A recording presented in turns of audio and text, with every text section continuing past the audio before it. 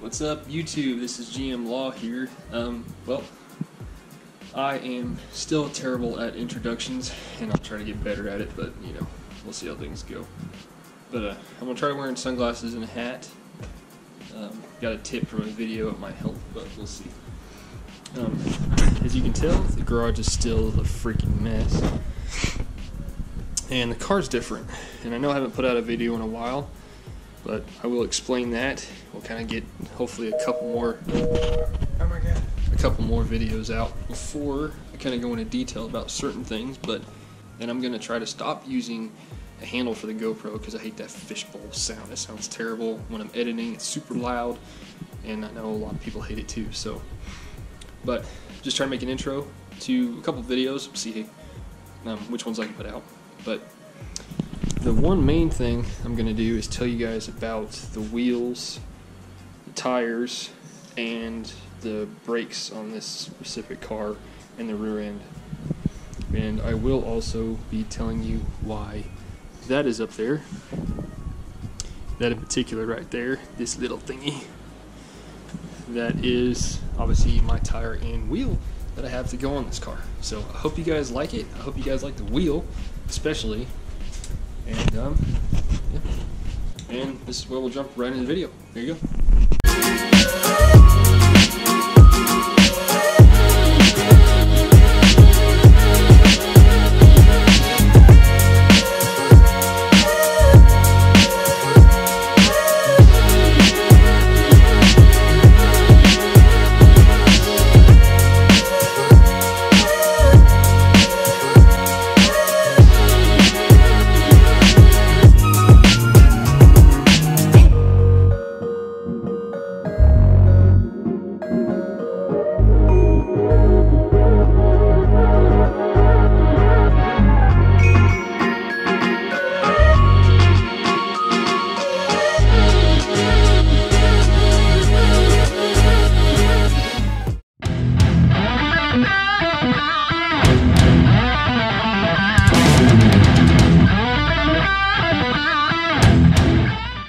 I know it was kind of short, but at the same time,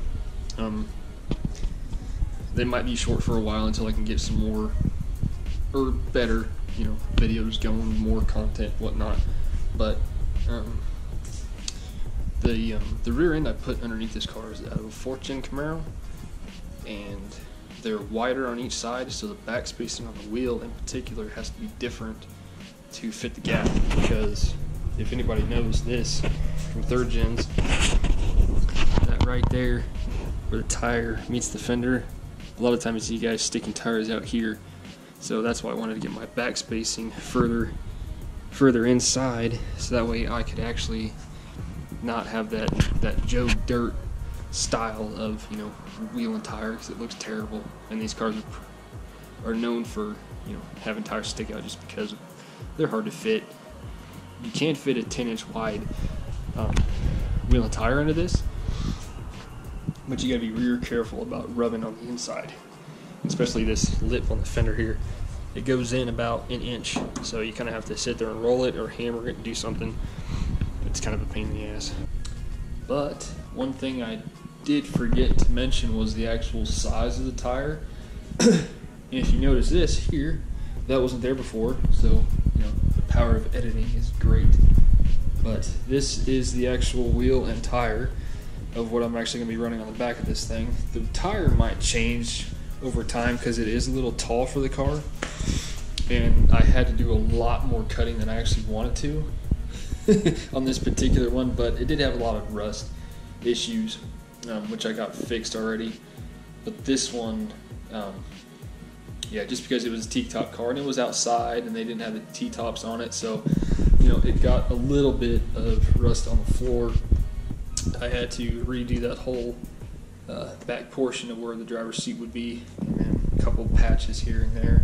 They did have the floorboard done already, but it was, let's just say it was very bad. It was laid over and it was tacked in a few places and it was just junk. But on this in particular, it is a 15x8 with 5.5 inches back space and 2.5 in the front. It is a Mickey Thompson ET street radial, 295/55 R15. I believe they're about 12 inches wide. I couldn't tell you on the height of the tire. I did know it at one point. I thought it was a 27 or 28, but don't quote me. But the wheel itself is it is an SSR Spike Jegs. Tell here, it's all aluminum design. It's got the painted front side, I guess, painted lip, and then the machined, I think like machine polished insert. Really nice, really lightweight.